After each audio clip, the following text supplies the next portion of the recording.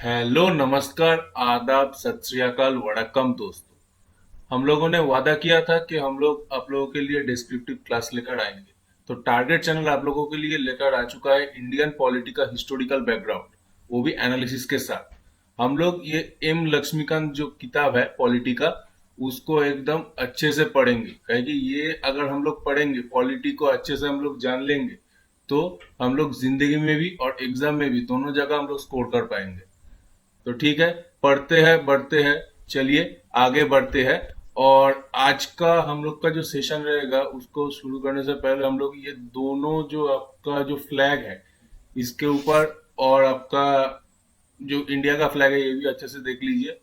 ये तीनों के ऊपर अच्छे से ध्यान रख लीजिए। हम लोग चैप्टर में घुस के इसका बारे में डिस्कस जरूर करेंगे। तो चलिए ये हिस्टोरिकल बैकग्राउंड का क्लास चालू करते हैं। ये दो क्लास में आएगा। आज के लिए आप लोगों का पहला क्लास होगा ये 1600 से 1853 तक। तो चलिए बढ़ते हैं।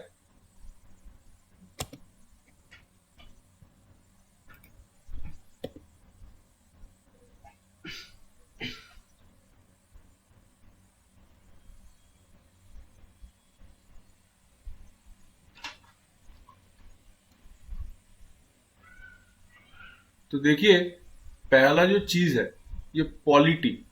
ये हम लोग थोड़ा एक चीज देख लेते हैं।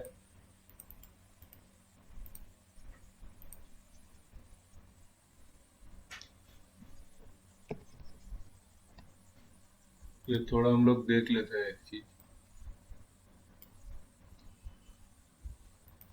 देखिए दोस्तों, ये पॉलिटी और जो आपका मॉडर्न हिस्ट्री जो है, आपका जो कौन सा सब्जेक्ट, मॉडर्न हिस्ट्री जो है,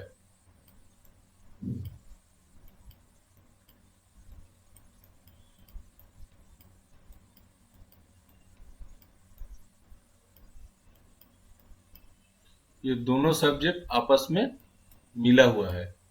तो हम लोग जब पढ़ेंगे, हम लोग एक टाइमलाइन खड़ा करेंगे पहले। ये टाइमलाइन के ऊपर बेस करके हम लोग पूरा तैयारी करेंगे। तो ठीक है, तो चलिए बढ़ते हैं आज के सेशन की तरफ।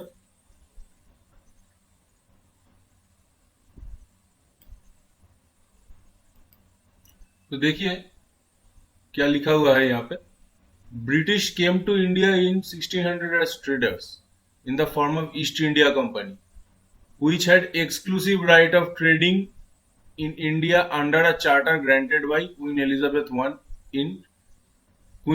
I. In 1765, the company, which till now had purely trading functions, obtained the Diwani, rights over revenue and civil justice of Bengal, Bihar, and Orissa. They started its career as a territorial power. In 1858, in the wake of Sepoy Mutiny, the British Crown assumed direct responsibility for the governance of India. This rule continued until India was granted independence on August 15, 1947. यानी कि पहले British लोग, ये traders, ये व्यापारी का वेश में आया था 1600 साल में। दोस्तों अच्छे से नोट कीजिए, ये 1600 साल में ये कहाँ आया था? ये जहांगीर का दरबार में आया था। ठीक है,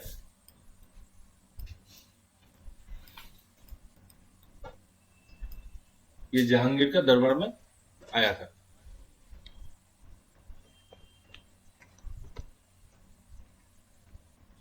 तो तब ये क्या थे? ट्रेडर्स थे। और कौन आया था जहांगीर का आपका दरबार में? आया था टॉमस रो।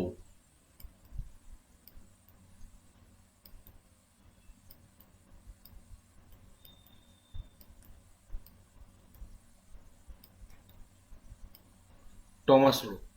तो क्या हुआ, ये जब आया तो 1608 में, नोट कीजिए अच्छे से, 1608 में जो है ये यहाँ पे आपका सूरत में अंग्रेजों ने अपना फैक्ट्री बसा लिया। ठीक है, 1608 में आपका सूरत में ये लोग अपना फैक्ट्री बसा लिया। और फिर एकदम चीते माफिक इंतजार किया। क्योंकि फिर देखिए, ये 1608 के बाद फिर कब डिडक्ट आता है आपका? 1765। यानी कि ये ईस्ट इंडिया कंपनी जो है वो एकदम अच्छे से स्टडी किया, इंडियन पॉलिटिक्स का जो बैकग्राउंड था उसको अच्छे से एकदम स्टडी करके वो लोग सही वक्त पे एक्वायर कर लिया इंडिया को। तो देखिए,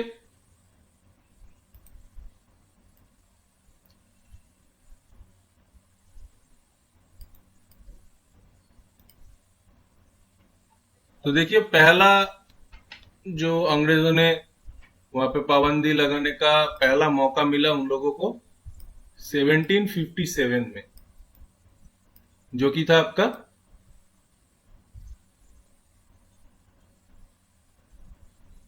आपका battle of Plassey.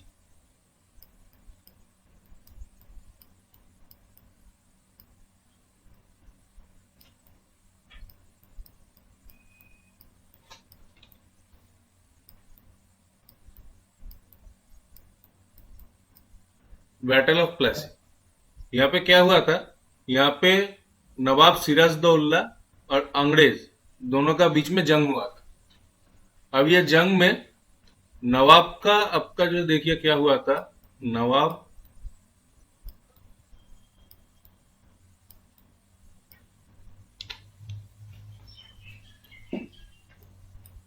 Versus east India company, ये दोनों का जंग हुआ था। और ये जो आपका ईस्ट इंडिया कंपनी है, ये ईस्ट इंडिया कंपनी नवाब का जो सिपा सलार था आपका, उसको अपना जो ब्राइबिंग है उन लोगों का, मतलब रिश्वत देना का जो प्रथा है उन लोगों का, वो रिश्वत देके उसको अपना साइड में कर लिया। तो यहाँ पे क्या हो गया, नवाब का डिफीट हो गया यहाँ पे। बल्कि नवाब का जो पावर था, जो आर्मी पावर था, जो उसका फायर पावर था, वो अंग्रेजों से ज्यादा, बहुत ज्यादा मात्रा में था। फिर भी ये बिट्रेयल के वजह से ईस्ट इंडिया कंपनी ने ये प्लासी का जो बैटल था उसको जीत लिया आसानी से।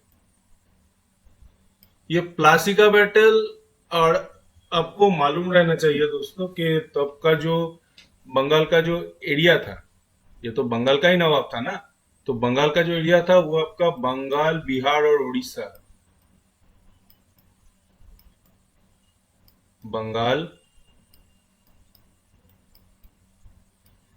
बिहार और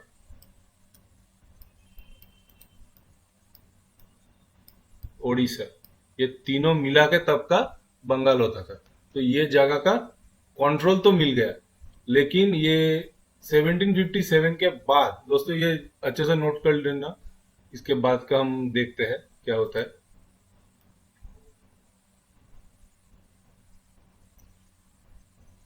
तो देखिए, बढ़ते हैं 1764 में क्या हुआ था आपका। ये जो 1764 है, ये 1764 में हुआ था आपका battle of Buxar. Battle of Buxar,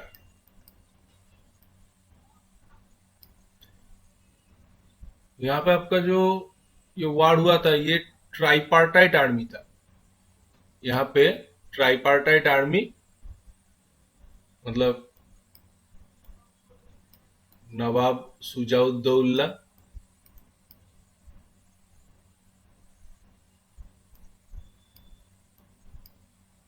ये आपका अंग्रेजों और तीनों संबंधी के बीच में ये जंग हुआ था, मतलब ईस्ट इंडिया कंपनी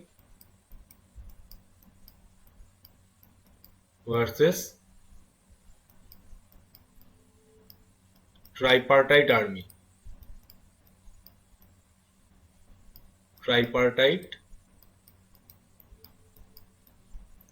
आर्मी,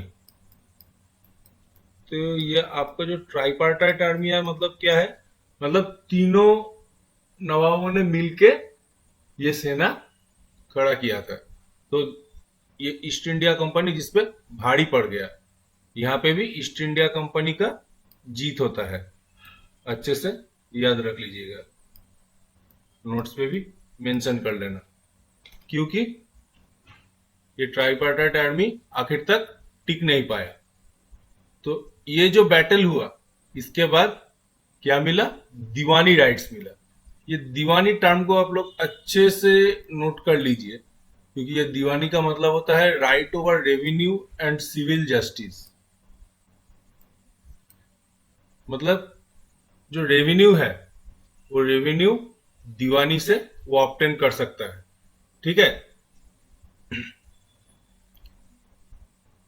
तो देखिए ये जो हुआ, इसके बाद ही ब्रिटिश गवर्नमेंट ने देखा कि ये जो ईस्ट इंडिया कंपनी है, ये ईस्ट इंडियन कंपनी, पहले देखिए थोड़ा ईस्ट इंडियन कंपनी का भी हिस्ट्री थोड़ा देख लेता है। 1764 तक हमने पढ़ लिया, तो थोड़ा ईस्ट इंडियन कंपनी का भी हिस्ट्री देख लेता है अभी। ईस्ट इंडियन कंपनी क्या था? ये एक कंपनी था जिसको 1600 में आपका चार्टर मिला। क्यों? क्योंकि ये जो समय था दोस्तों, अब अच्छे से देखिए, ये जो 1600 साल है, ये टाइम पे आपका दुनिया को उतना ज्यादा जानना आसान काम नहीं था। तो वो मेडिएवल टाइम पे ये ईस्ट इंडिया कंपनी जो है, वो क्वीन एलिजाबेथ वन से ये एक इसको चार्टर मिला। अभी आप लोग पूछेंगे चार्टर क्या? चार्टर का मतलब होता है उसको एक ऐसा पावर मिला, वो कागज में लिख के दिया क्वीन ने, कि उसके तहत वो दूर देशों में अपना जो व्यापार है वो कर सकते हैं, और अंग्रेजों के नाम रोशन कर सकते हैं वहां पे। तो इसीलिए क्वीन एलिजाबेथ ने इसको ये पावर दिया, चार्टर दिया। ठीक है, ये चार्टर के इशू करने के बाद क्या हुआ? इन लोगों का मोनोपोली हो गया।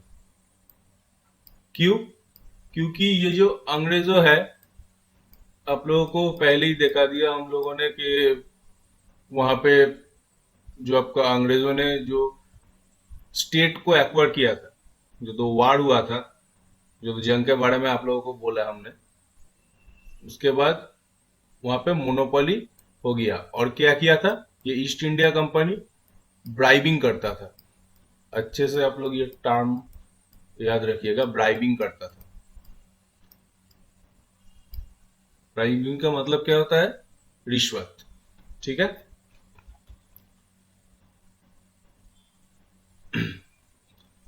तो देखिए ये 1608 में तब आया जहांगीर का दरबार में, फिर 1600 में आया, फिर आपका सूरत में आपका इन लोगों का फैक्ट्री लगा।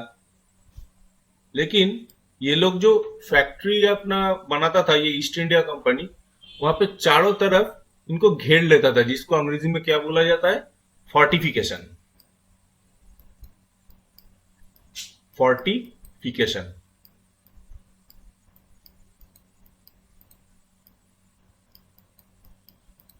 अच्छे से ये सब टर्म को याद रखिएगा दोस्तों। फोर्टिफिकेशन, ये फोर्टिफिकेशन के लिए ये जो बंगाल का जो नवाब है,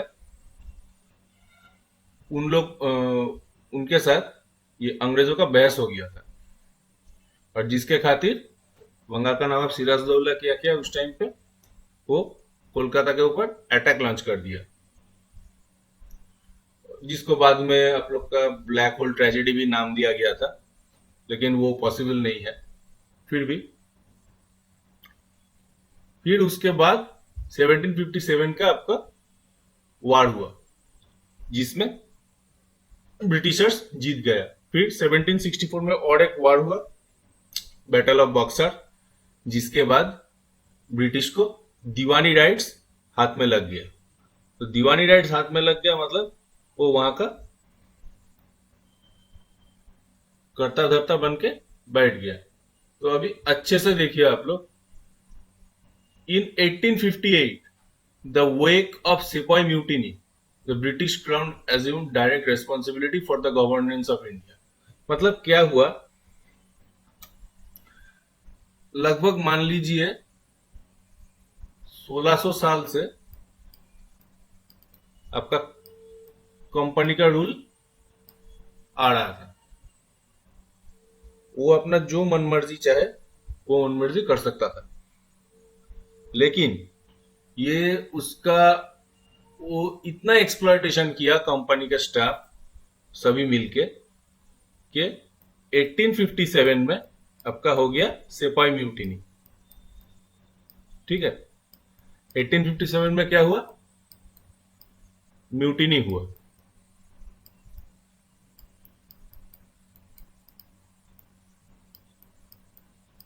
जो अनसक्सेसफुल रहा, लेकिन ये म्यूटिनी के वजह से ब्रिटिश जो आपका एडमिनिस्ट्रेशन है उसका जो मतलब इंडिया को रूल करने के लिए उसका जो ढांचा है उसमें बदलाव आ गया है। ठीक है, तो देखिए यहाँ पे ये रूल कब तक कंटिन्यू हुआ? अगस्त 15 1947 इतना तक कंटिन्यू हुआ यहाँ पे।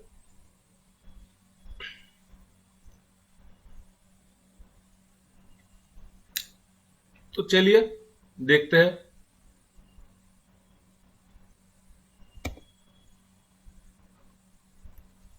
अभी देखिए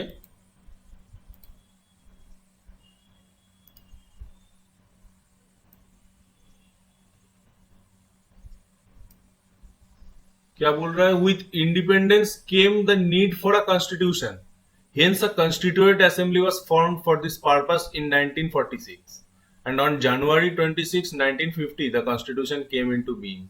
However, the various features of Indian constitution and polity have their roots in British rule. They were uncertain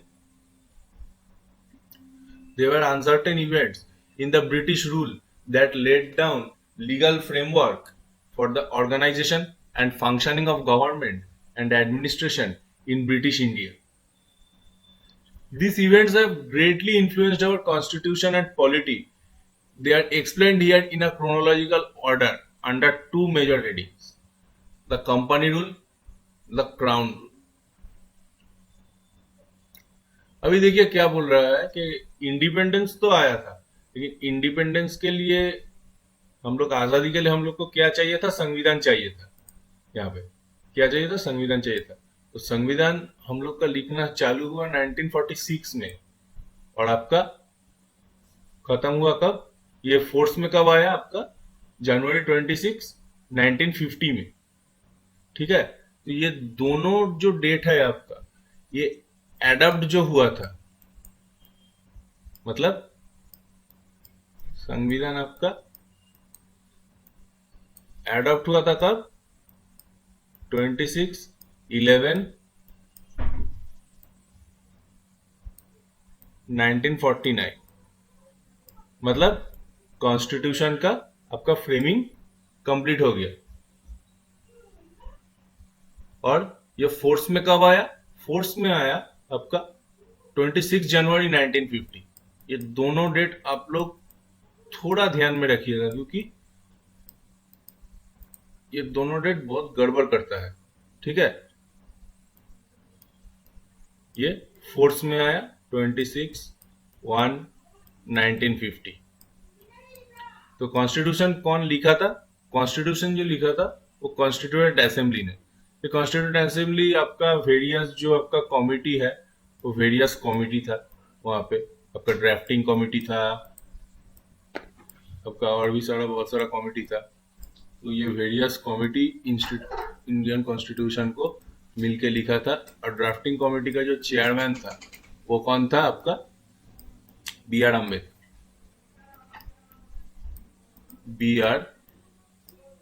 Ambedkar. लिखिए दोस्तों अच्छे से,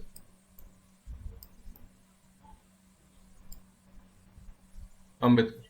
ठीक है, तो ये देखिए ये जो कॉन्स्टिट्यूशन हम लोग का लिखा गया है, ये कॉन्स्टिट्यूशन ये लोग बोल रहा है कि ज्यादातर हम लोगों ने ब्रिटिश जो ढांचा है वो ब्रिटिश ढांचा, और काम करने का जो तरीका है यहाँ पे वो ब्रिटिश ढांचा में देखा जाता है।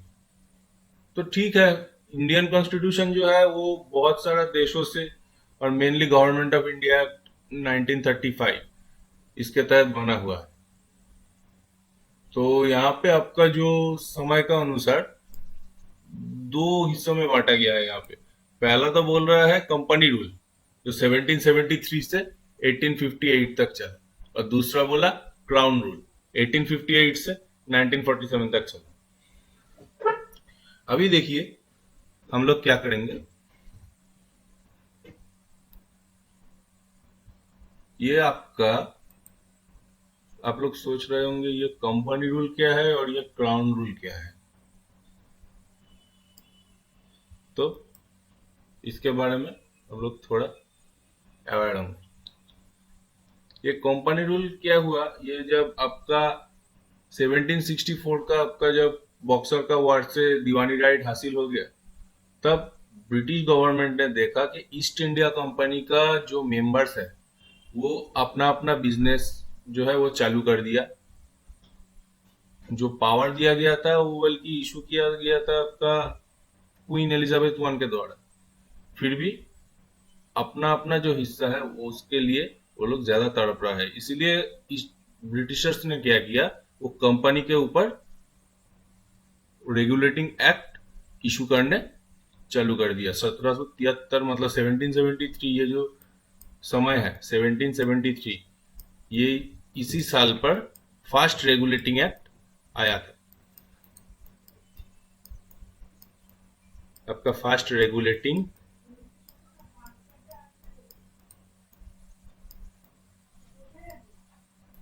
एक्ट आया था।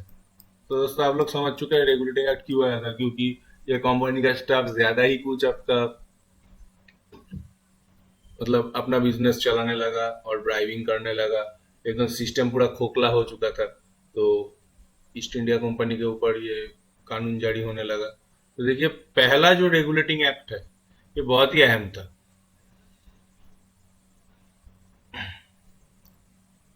ये आपका थोड़ा देर में ही ये पहला रेगुलेटिंग एक्ट आने वाला है। तो थोड़ा हम लोग क्राउन रूल के ऊपर भी देख लेते हैं। ये क्राउन रूल कब हुआ था?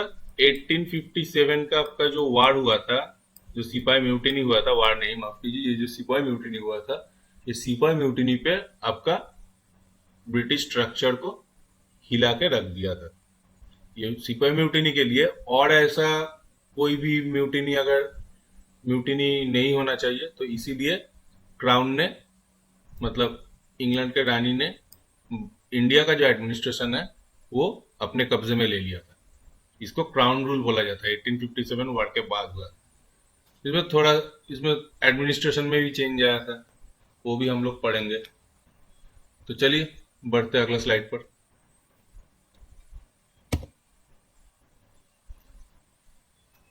तो देखिए ये जो कंपनी रूल है ये चालू हुआ था 1773 पे और खत्म हुआ था 1858 में।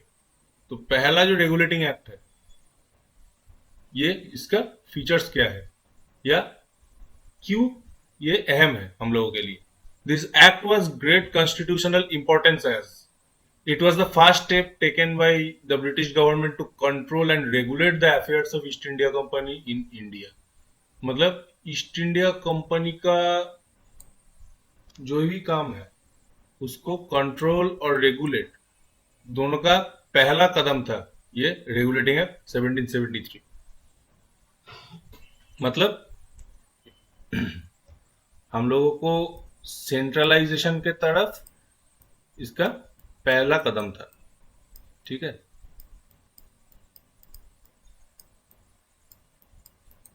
Centralisation.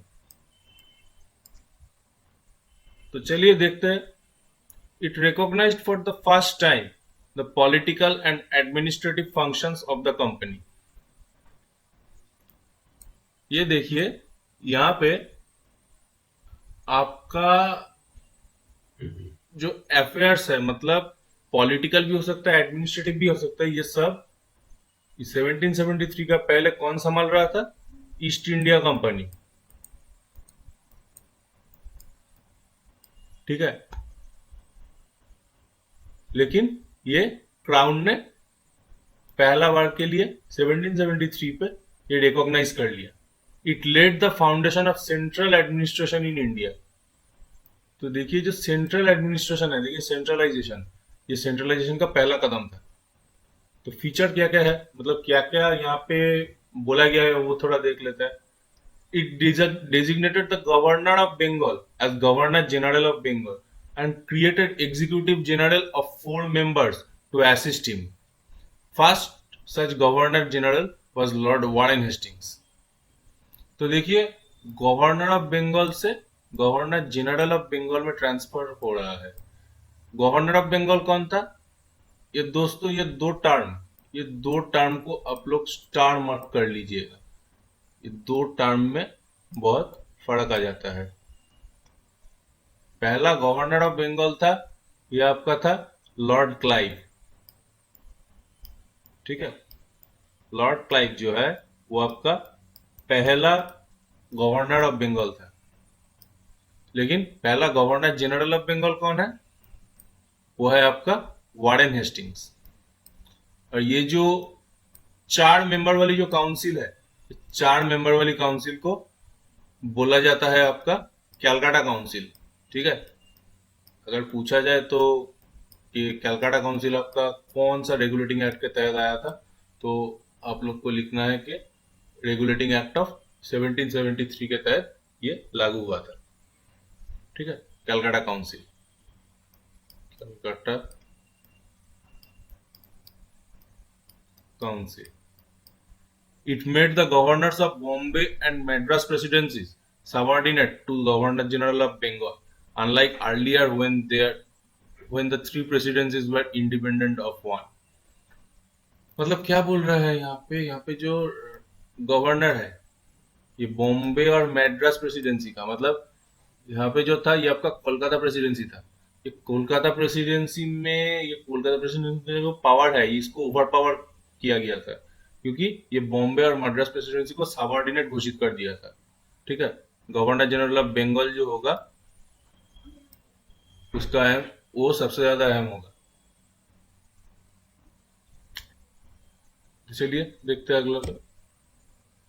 This features of this act were as follows. देखिए यहाँ पे और क्या क्या क्या 3, 4, 5 पे बोला गया है। It provided the establishment of a supreme court at Calcutta 1774 comprising 1 Chief Justice and 3 other judges। तो देखिए यहाँ पे प्रावधान दिया गया क्या? सुप्रीम कोर्ट एट कोलकाता, मतलब कलकत्ता पे सुप्रीम कोर्ट स्थापित होगा और 1 चीफ जस्टिस रहेगा, 3 अदर जज रहेगा चीफ जस्टिस को सहायता के लिए। तो अच्छे से देखिए, ये समय को अच्छे से याद रख लीजिएगा आप लोग। 1774 पे सुप्रीम कोर्ट चालू हुआ था कलकत्ता पे। मतलब देखिए दोस्तों अच्छे से, ब्रिटिशर्स हमें पॉलिटिकली, इकोनॉमिकली और लीगली, ये तीनों तरफ से हम लोग को एक्सप्लॉइट किया है। ये आप लोग हिस्टोरिकल बैकग्राउंड पे अच्छे से समझ जाओगे। 4 नंबर बोला, it prohibited the servants of company from engaging any private trade और एक्सेप्टिंग प्रेजेंट्स और ब्राइब्स फ्रॉम नेटिव्स। देखिए यहाँ पे रेसिज्म था, क्योंकि ये नेटिव्स कौन है? नेटिव्स है इंडियंस। ठीक है,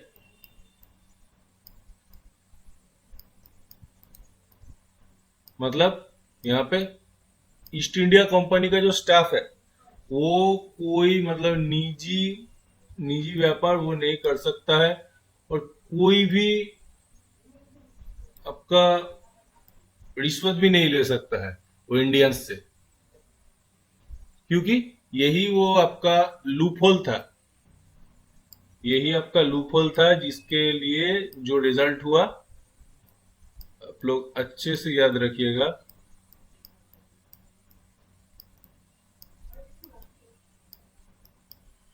लूप होल टू 1857, ये पॉइंट अच्छे से याद रखिएगा दोस्तों। 1857 में जो सिपाही म्यूटेनी हुआ था उसका लूप होल यही था। ये इतना आपका सिस्टम सड़ गया था कि इसीलिए ये भी एक इकोनॉमिक रीजन है।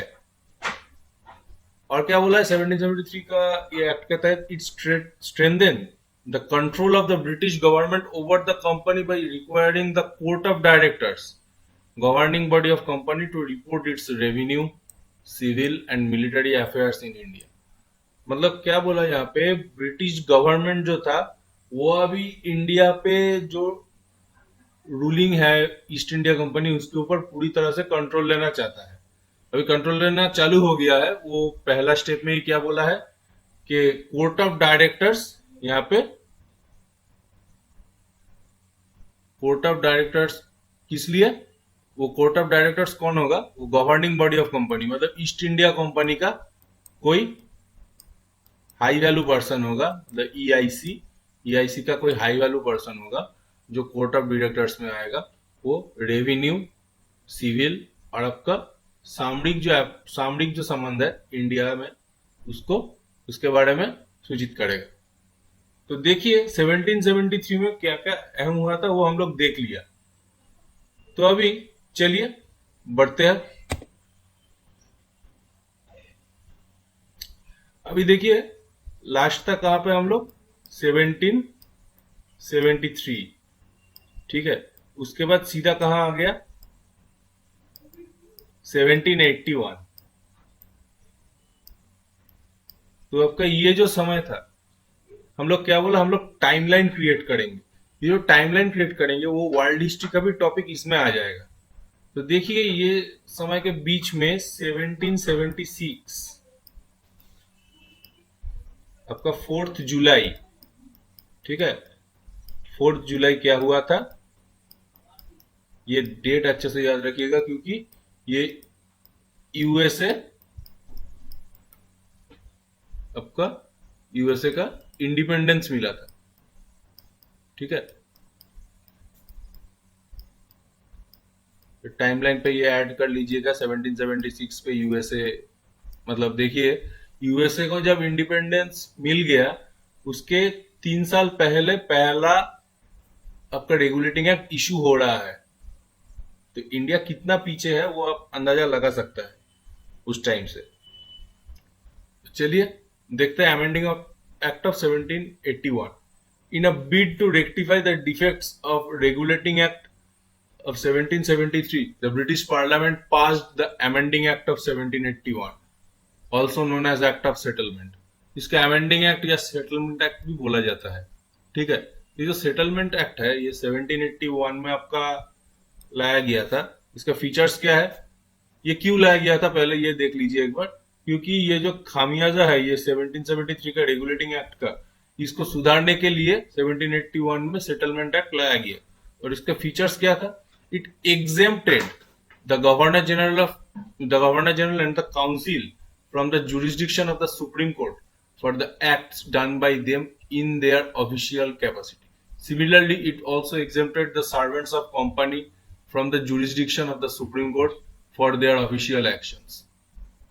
मतलब क्या बोला यहाँ पे, आपका जो कानून का सिस्टम है यहाँ पे, मतलब जो लॉ है और जो एडमिनिस्ट्रेशन है,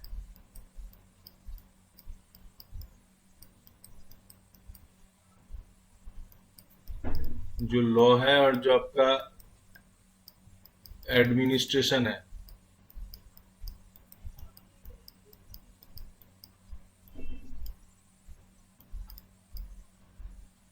ये लॉ और एडमिनिस्ट्रेशन को अलग करता है, ठीक है। ये दोनों एक साथ में पहले था, 1781 के पहले था, वो 1781 से इसको अलग कर दिया जाता है। मतलब गवर्नर जनरल और आपका कंपनी का जो आपका स्टाफ है, वो स्टाफ आपका सुप्रीम कोर्ट को ऑफिशियल एक्शन के लिए यूज नहीं कर सकता है, क्योंकि लॉ और एडमिनिस्ट्रेशन दोनों अलग हो गया है, ठीक है। तो ये पॉइंट अच्छे से नोट कर लीजिएगा, ये पॉइंट अच्छे से याद में भी रखिएगा, ये समझना जरूरी है। और ये जो फीचर है ये अभी आपका कॉन्स्टिट्यूशन पे आपका आर्टिकल 50 में देखा जाता है, ठीक है, आर्टिकल 50 में देखा जाता है।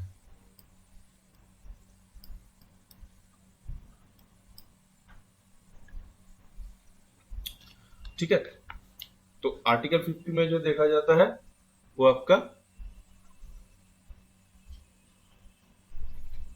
यहाँ पे 1781 अमेंडिंग एक्ट के तहत आया था। याद में रखिएगा दोस्तों। बढ़ते हैं। It excluded the revenue matters and the matters arising in the collection of revenue from the jurisdiction of Supreme Court। यानी कि सुप्रीम कोर्ट का जो जुरिस्डिक्शन है वहां से रेवेन्यू मैटर को अलग कर दिया गया। ठीक है, ये जो रेवेन्यू मैटर है इसको एडमिनिस्ट्रेशन के अंदर लाया गया। और क्या बोल रहे हैं ये, it provided the supreme court was to have jurisdiction over all the inhabitants of Calcutta. It also required the court to administer personal law of defendants. Hindus were to be tried according to Hindu law and Muslims were to be tried according to Mohammedan law। मतलब क्या बोल रहा है, ये आपका जो कलकत्ता जो area है, देखिए अच्छे से ये चीज को समझिए, ये चीज को समझिए अच्छे से।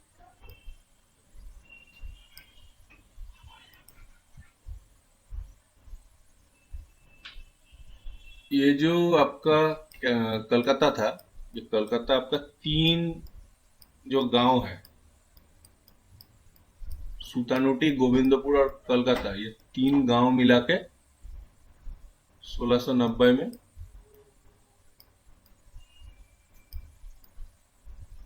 इसका स्थापना हुआ था। ठीक है, तो इसका जो एरिया है वो पूरा एरिया के ऊपर सुप्रीम कोर्ट का विचार चलेगा यहाँ पे। ठीक है, कानूनन जो आप उसका जिम्मेदारी है वो सुप्रीम कोर्ट निभाएगा। और सुप्रीम कोर्ट के पास आपका जो पर्सनल लॉ है, मतलब जो आपका निजी मामला है, उसके लिए भी विचार रहेगा। कैसे रहेगा विचार, वो कैसे करेगा सुप्रीम कोर्ट, वो हिंदू लॉ और शरिया लॉ दोनों लॉ का ही इस्तेमाल करेगा। हिंदुओं के लिए हिंदू लॉ और मुसलमानों के लिए आपका मोहम्मदन लॉ या शरिया लॉ। ठीक है, ये दोनों के तहत वहां पे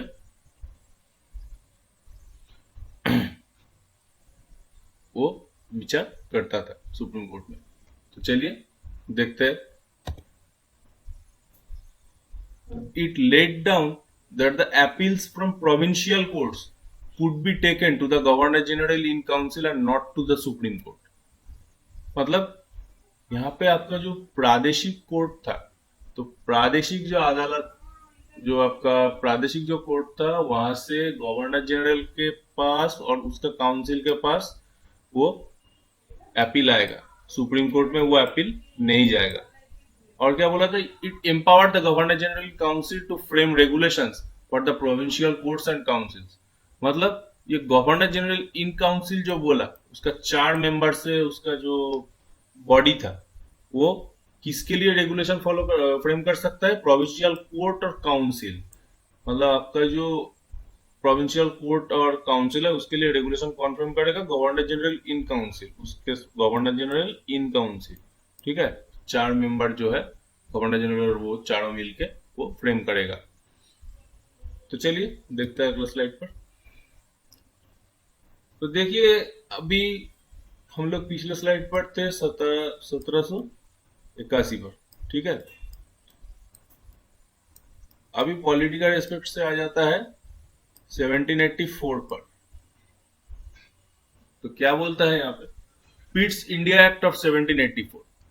ये पिट था आपका ब्रिटिश प्राइम मिनिस्टर था 1784, उसी टाइम का वो ब्रिटिश प्राइम मिनिस्टर था, जो कि ये 5-6 फीचर का ये पिट्स इंडिया एक्ट वो लाया था। पहला जो फीचर था इसका, it distinguished between the commercial and political functions of the company. तो पहले ही आपका जो कॉमर्शियल, मतलब जो व्यापारिक, और जो पॉलिटिकल यानी कि राजनीतिक जो आपका संबंध है कंपनी का भारत में, तो उसको अलग किया, डिस्टिंग्विश्ड किया। ठीक है, मतलब अलग किया। It allowed court of directors to manage commercial affairs. तो देखिए आप लोग अच्छे से याद रखिए, ये कॉमर्शियल कौन मैनेज करेगा, कोर्ट ऑफ डायरेक्टर्स। ठीक है, और पॉलिटिकल पावर बोलिए या आपका मिलिट्री पावर बोलिए, ये आपका कौन कंट्रोल करेगा, board of control.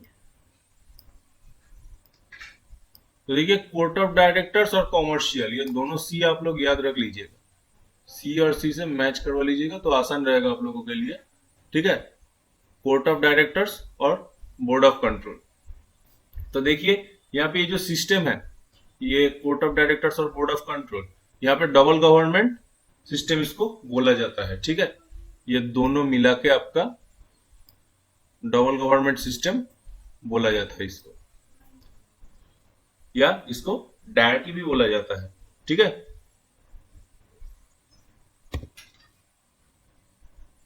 it empowered the board of control to supervise and direct all operation of the civil and military government or revenues of the British possessions in India। मतलब यहाँ पे क्या बोला गया कि ये जो बोर्ड ऑफ कंट्रोल है, जो आपका पॉलिटिकल और मिलिट्री दोनों अफेयर देखेगा, वो क्या सुपरवाइज करेगा, वो सिविल और मिलिट्री गवर्नमेंट, रेवेन्यू, ये सारा ब्रिटिश पोजीशन जो है, मतलब ब्रिटिश का वो जितना तक एक्वायर किया है उसमें से जितना आपका रेवेन्यू आ रहा है वो सब बोर्ड ऑफ कंट्रोल ने ऑब्जर्व करेगा, वो डायरेक्ट सुपरवाइज करेगा और डायरेक्ट वो क्राउन को रिपोर्ट करेगा। Thus, the act was significant for two reasons. First, the company's territories in India were for the first time called the British possessions in India. Second, the British government was given the supreme control over company's affairs and its administration in India. मतलब यहाँ पे आपका क्यों ये अहम है हम लोगों के लिए, ये देखिए पिट्स इंडिया एक्ट। पहला बात तो जो है वो है आपका, जो इतना दिन से जो टेरिटरी एक्वायर कर रहा था वो था ईस्ट इंडिया कंपनी का टेरिटरी था।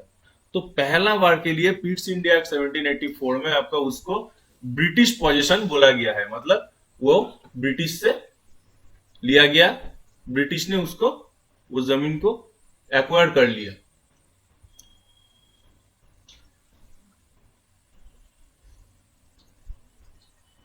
और दूसरा आपका क्या है, the British government was given supreme control over companies affairs.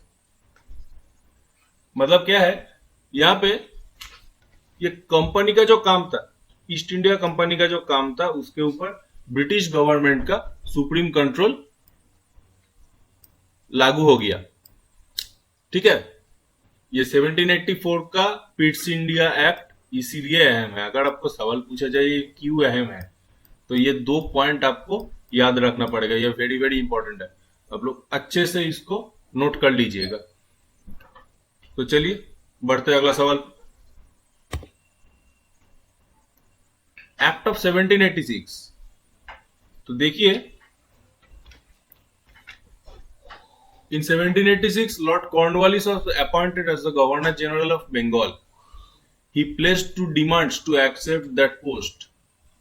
He should be given power to override the decision of his council in special cases. He would also be the commander-in-chief. Accordingly to Act of 1786 was enacted to make both the provisions. मतलब Cornwallis, ये जो Lord Cornwallis थे, governor general of Bengal थे, वो special case में उसको overriding power उसको मिला था, और दूसरा है क्या, उसको कमांडर इन चीफ भी घोषित कर दिया गया था। ठीक है, तो ये दोनों के लिए 1786 का एक्ट जो है वो इंपॉर्टेंट है। तो चलिए देखते हैं अगले में। अभी आपका हम लोगों ने 1786 से आ गया है 1793 पर।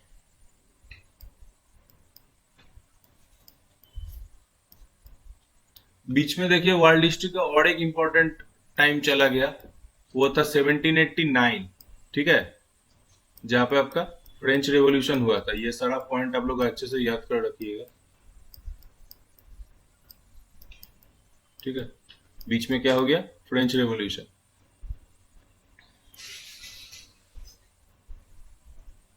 The features of this act were as follows.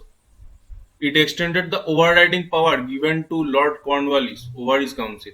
अभी देखिए 1773 का जो चार्टर एक्ट है, उसके बाद 1793 में फिर चार्टर एक्ट आया, मतलब 20 साल बाद यहाँ पे चार्टर एक्ट लाया जाएगा, ये ऐसा ब्रिटिश गवर्नमेंट ने अनाउंस किया। ठीक है, 20 साल बाद। तो देखिए चार्टर एक्ट ऑफ 1792 का फीचर देखिए। It extended the overriding power given to Lord Cornwallis over his council to all future Governor Generals and Governor of Presidencies. It gave the Governor General more powers and control over the governments of the subordinate presidencies of Bombay and Madras. It extended the trade monopoly of company in India for another period of 20 years.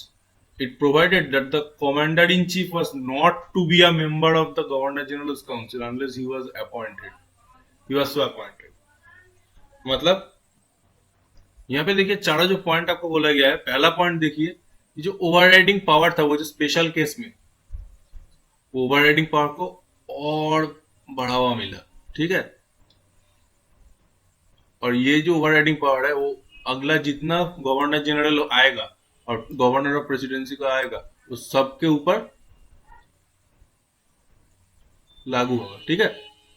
It gave the governor general more powers and control over the government of the subordinate presidency of Bombay and Madras. मतलब फिर बंगाल का supremacy, मतलब Bengal presidency का supremacy यहाँ पे दिखने को मिल रहा है यहाँ पे, ठीक है। ये जो बंगाल प्रेसिडेंसी है उसका ओवरराइडिंग पावर मिल गया किससे किससे ज्यादा, आपका मद्रास और बॉम्बे दोनों जो प्रेसिडेंसी है यहाँ पे, ये दोनों से ज्यादा पावर मिल गया फिर से। और क्या हुआ, और 20 साल के लिए आपका कंपनी का जो ट्रेड है, जो मोनोपोली है ट्रेड पे, वो मोनोपोली और 20 साल के लिए एक्सटेंड कर दिया गया है, ठीक है।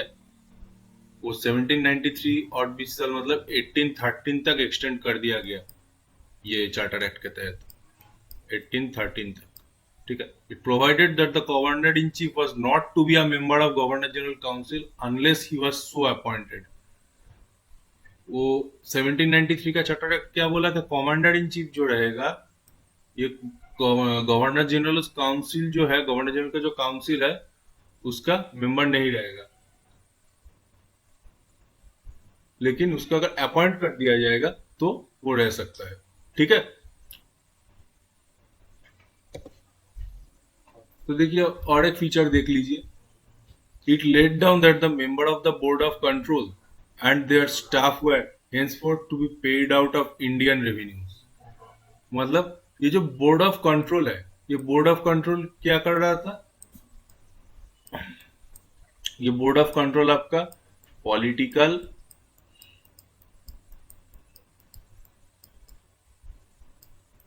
और आपका मिलिट्री, ये दोनों जो पार्ट है ये बोर्ड ऑफ कंट्रोल के कंट्रोल में थे, ठीक है। ये जो बोर्ड ऑफ कंट्रोल का जो स्टाफ रहेगा उसका जो, उसको जब उसको तनख्वाह चाहिए वो इंडियन रेवेन्यू, ये इंडियन रेवेन्यू के ऊपर उसका तनख्वाह उसको मिलेगा, ठीक है। तो देखिए 1793 के बाद फिर से चार्टर एक्ट आता है आपका 1813 में, यानी कि 20 साल बाद।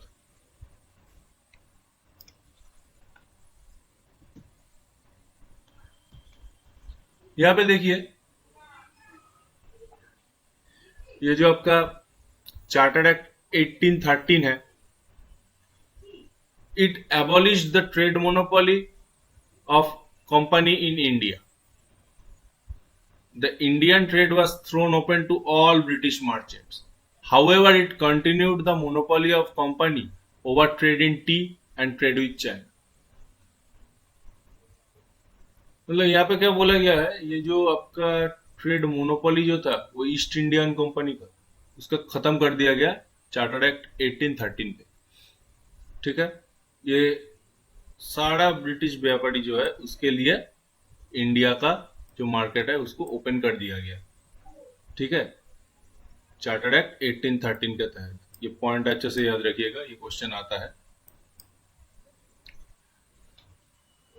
कंपनी का मोनोपोली तो खत्म कर दिया, लेकिन दो जगह जो है आपका देखिए, चाय का जो आपका व्यापार है और चाइना के साथ जो व्यापार है, ये दोनों जगह पे आपका ईस्ट इंडिया कंपनी का मोनोपोली खत्म नहीं किया गया था, ठीक है। यही दो आपका एक्सेप्शन जगह है, ठीक है।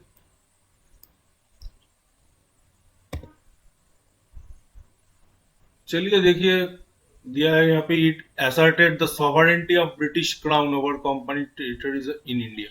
मतलब पीट्स इंडिया एक्ट 1784 के तहत हम लोग क्या देखा था, उसमें पहले बार के लिए कंपनी का जो टेरिटरी है उसको ब्रिटिश पोजीशन माना जा रहा था। तो यहाँ पे देखिए सॉवरेंटी यहाँ पे असर्ट हुआ, ठीक है, कि ब्रिटिश क्राउन ही कंपनी का जो जमीन है उसका मालिक है।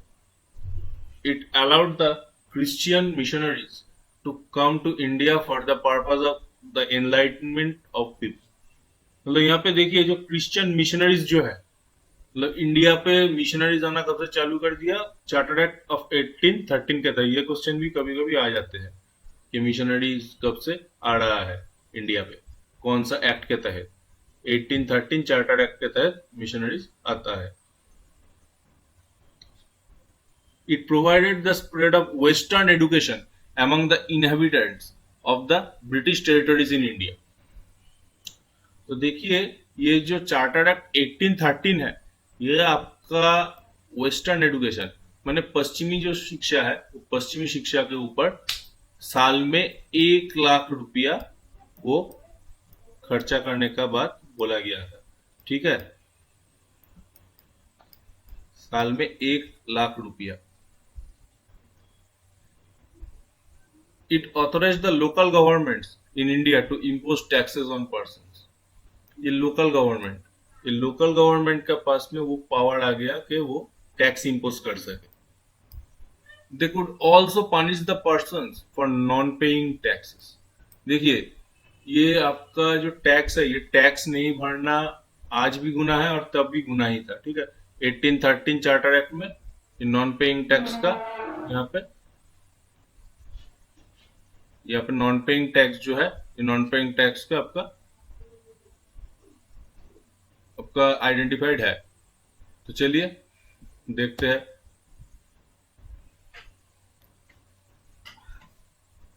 तो देखिए फिर 20 साल बाद और टर्म्स एंड कंडीशंस वो आपका सुधार हुआ और आया आपका चार्टर एक्ट ऑफ 1833। यहाँ पे देखिए this act was final step towards centralization in British India. यानी कि ये जो सेंट्रलाइजेशन है इसका फाइनल स्टेप था 1833 का चार्टर है। ये सेंट्रलाइजेशन का मतलब पहले ही आप लोगों को समझा दिया कि ये जो आपका जो पॉलिटिकल जो मैटर है इसको ब्रिटिश ने अपना मुट्ठी में करने जा रहा था, तो इसको सेंट्रलाइजेशन बोल रहा है, ठीक है। The features of this act were as follows. It made the governor general of Bengal as the governor general of India. मतलब देखिए यहाँ पे पहले जो पॉइंट है ये आप लोग नोट कीजिए। Governor general of Bengal governor था, उसके बाद आया गवर्नर जनरल, गवर्नर जनरल के बाद आ रहा है गवर्नर जनरल ऑफ इंडिया। ये governor general of India vested in him all civil and military powers.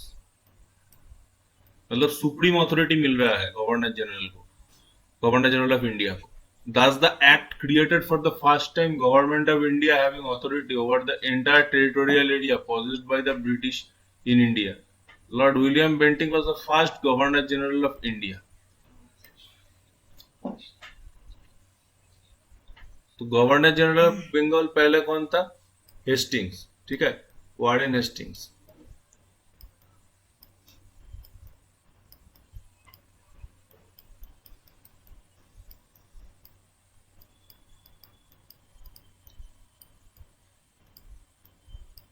Warren Hastings थे पहले governor general of Bengal. Lord Clive थे पहले गवर्नर ऑफ बंगाल। और first governor general of India कौन है? लॉर्ड विलियम बेंटिंक, ठीक है। गवर्नर जनरल ऑफ इंडिया का खासियत क्या है कि उसके पास सिविल और मिलिट्री इसके सारा पावर उसके पास दिया गया है। Thus the act created for the first time governor of India having authority over the entire territorial area possessed by the British in India। मतलब और भी जो दो प्रेसिडेंसी थे आप लोगों का यहाँ पे ब्रिटिश का, मद्रास और बॉम्बे प्रेसिडेंसी, ये दोनों के ऊपर से ओवरराइडिंग पावर मिला किसको? बंगाल प्रेसिडेंसी को। ये गवर्नर जनरल ऑफ बंगाल को क्या घोषित कर दिया गया? गवर्नर जनरल ऑफ इंडिया घोषित कर दिया गया और वो बेताज बादशाह बन गया इंडिया का यहाँ पे, क्योंकि उसके पास सिविल और मिलिट्री दोनों पावर ही उसके पास दिया गया है। It deprived the governor of Bombay and Madras of their legislative powers। The Governor General of India was given exclusive legislative powers but the entire British India. The laws made under the previous acts were called as regulations, while laws made under this act were called as acts. यहाँ पे देखिए ये जो charter act 1833 है, ये क्या किया, यहाँ पे गवर्नर ऑफ बॉम्बे और मैड्रास ये दोनों को यहाँ पे डिप्राइव कर दिया गया। ठीक है, मतलब इनका जो अधिकार मिलना चाहिए था ये अब नहीं मिला उन लोगों को। तो यहाँ पे गवर्नर जनरल ऑफ इंडिया, मतलब जो गवर्नर जनरल ऑफ बंगाल था वही बन गया गवर्नर जनरल ऑफ इंडिया, और उसके पास एक्सक्लूसिव लेजिस्लेटिव पावर मिला उसको। ठीक है, पूरा ब्रिटिश इंडिया के लिए, मतलब ब्रिटिश जहां जहां भी आपका टेरिटोरी एक्वायर कर चुका था तभी के लिए पूरा जो जगह है उसके लिए सारा पावर किसको मिला, गवर्नर जनरल ऑफ इंडिया को मिला।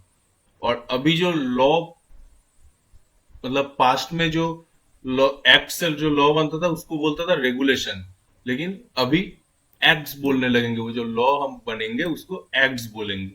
तो यहाँ पे पॉलिटी के एस्पेक्ट से चेंज आया। ठीक है, पहले जो रेगुलेशन था वो अभी एक्ट बन जा रहा है चार्टर एक्ट ऑफ 1833 के तहत। तो ये पॉइंट अच्छे से याद रख लीजिएगा, स्पेशली जो लास्ट जो लाइन है कि एक्ट्स और लॉज, रेगुलेशन और एक्ट के बीच में फर्क कब से आया था, तो चार्टर एक्ट 1833 के तहत आया था ये। और 3 नंबर पॉइंट क्या बोल रहा है, it ended the activities by the East India company as a commercial body which became a purely administrative body. It provided the company's territories in India were held by in trust for His Majesty, his heirs and successors.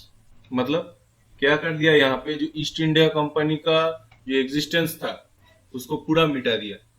क्या कर दिया, वो commercial body, मतलब ये जो trading का जो part था, व्यापार का जो पार्ट था उसको पूरा खत्म कर दिया गया और पूरा एडमिनिस्ट्रेटिव बॉडी बना दिया गया जब ईस्ट इंडिया कंपनी को। जो कॉमर्शियल बॉडी है वो बाकी सारा जो अंग्रेजों का जो बाकी सारा अंग्रेज मर्चेंट है उसके लिए ओपन कर दिया गया।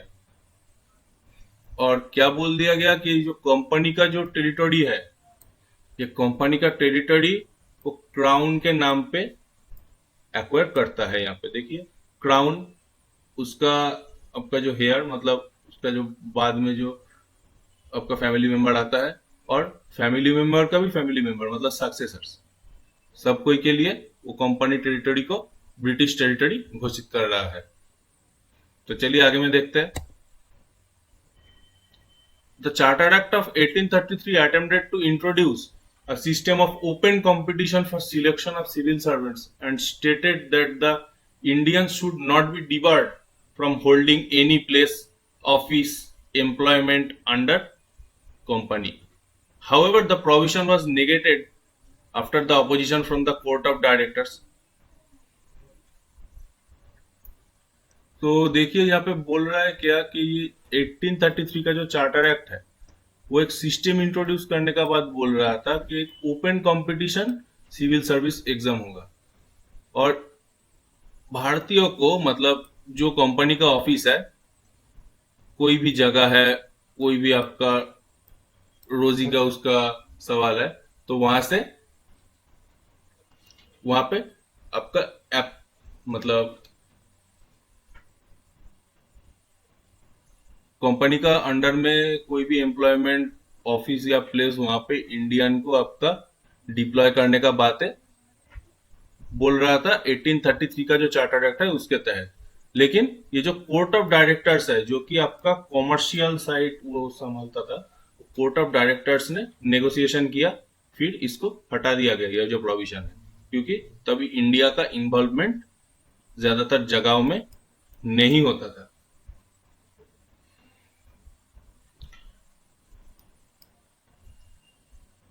ठीक है, तो इंडिया का जो इंडियन का जो इन्वॉल्वमेंट है वो बहुत ही कम था, ब्रिटिश का जो सिस्टम है उस पे, जो ऑफिशियल सिस्टम है उस पे बहुत ही कम इंडियन मौजूद था। तो देखिए आखिरी जो चार्टर एक्ट है 1853, Charter Act of 1853. This was the last of the series of charter acts passed by British Parliament between 1793 and 1853. It was a significant constitutional landmark.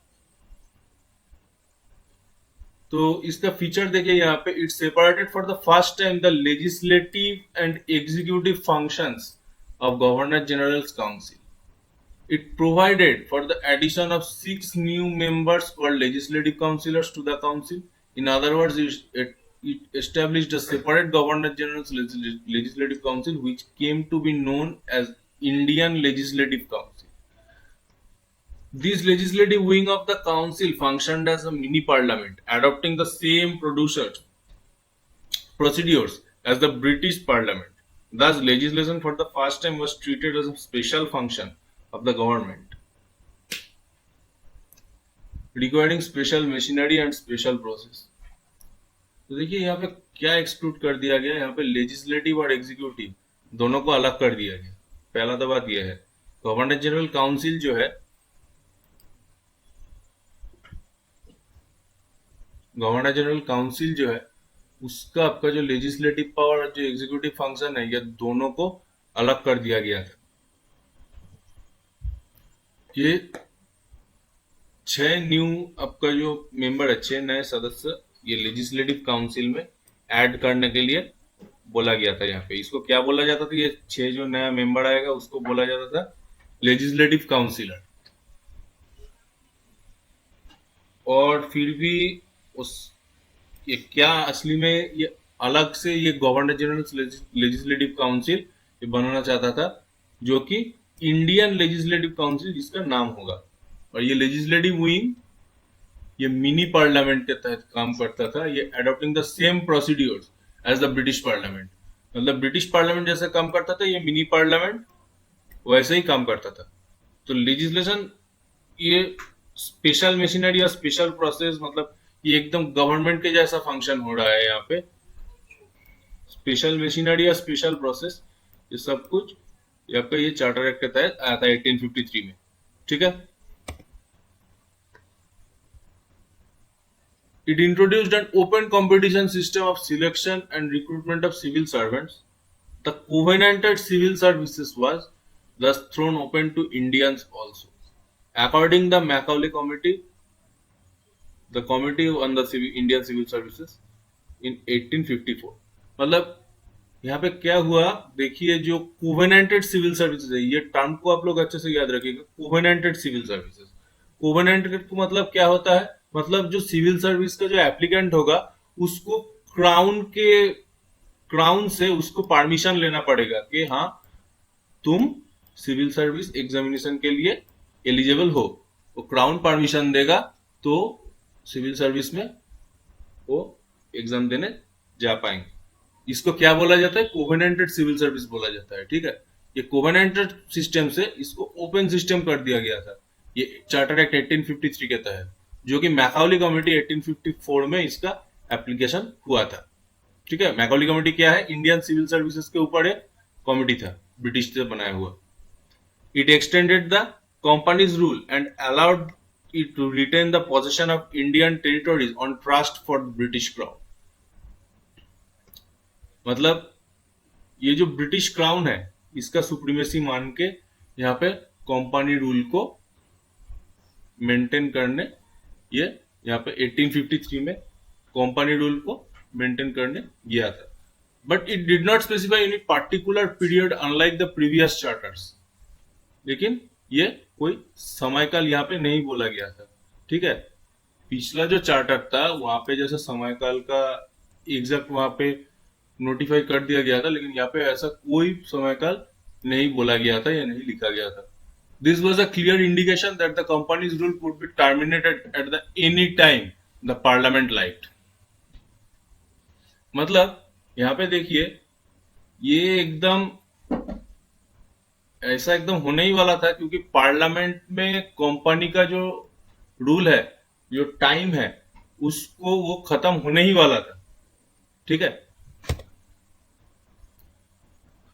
तो चलिए देखिए the features of this act were as follows. It introduced for the first time the local representation in the Indian Legislative Council. Of the 6 new legislative members of the Governor General Council, 4 members were appointed by the local governments of Madras, Bombay, Bengal, Agra. मतलब यहाँ पे क्या बोला गया कि ये जो Indian legislative council जो होगा वहां पे पहला बार के लिए इंडियंस को इन्वॉल्वमेंट करने के बाद यहाँ पे बोला गया है। ये जो 6 जो मेंबर होगा यहाँ पे, इसमें 4 मद्रास, बॉम्बे, बंगाल और आगरा, यहाँ का जो गवर्नमेंट है वो 4 बंदा चुनेंगे, ठीक है। और बाकी जो होगा वो क्राउन के जरिए आएगा, ठीक है। तो देखिए ये जो आपका 1853 में ये जो चार्टर एक्ट, लास्ट आपका चार्टर एक्ट था, इसके बाद ही 1857 में आपका जो 1857 है, यहाँ पे क्या हुआ, सिपाही म्यूटिनी,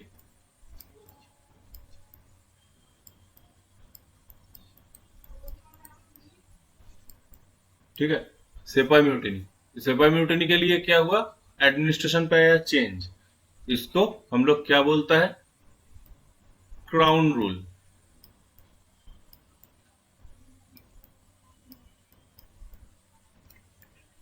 तो क्राउन रूल कब से चालू हुआ था आपका, 1858 से चालू हुआ था। 1857 में आपका सिपाही म्यूटिनी हुआ और 1858 से आपका क्राउन रूल चालू हुआ। तो क्राउन रूल का जो क्लास है वो आपका टॉपिक आपका नेक्स्ट क्लास में कवर किया जाएगा, ठीक है। तो दोस्तों ये था आज हम लोगों के तरफ से आप लोगों के लिए Indian polity descriptive class part 1, जो कि हम लोग Laxmikant 6th addition Indian polity से हम लोग टोटल कवर कर चुके हैं, और हम लोग क्राउन रूल का पहले तक कवर कर चुके हैं आज का क्लास में। और इसका क्राउन रूल का बाद से वो अगर 1947 तक जो आपका जर्नी है वो पार्ट 2 में आएगा। और भी बहुत सारा वीडियो अपकमिंग है हम लोगों का चैनल में आप लोगों के लिए। तो ये सारा वीडियो का नोटिफिकेशन के लिए आप लोग सब्सक्राइब कीजिए और जरूर बेल आइकन को प्रेस कर लीजिए। आज का वीडियो अगर आप लोगों को अच्छा लगे तो लाइक करें, शेयर करें, और जो लोग पढ़ना चाहते हैं उन लोगों के पास पहुंचाइए। वीडियो में आखिर तक बने रहने के लिए शुक्रिया। और दोस्तों आप लोगों का क्या दिक्कत हो रहा है, कोई सवाल या कोई भी अगर मतलब मान लीजिए कोई भी अगर आपका बेसिक समझने में अगर आपको दिक्कत आ रहा है तो वीडियो का कमेंट सेक्शन पे वो बताने में मत हिचकिचाइएगा, वो जरूर बता दीजिएगा। तो चलिए आज के लिए इतना ही, मिलते हैं अगला वीडियो पर। जय हिंद।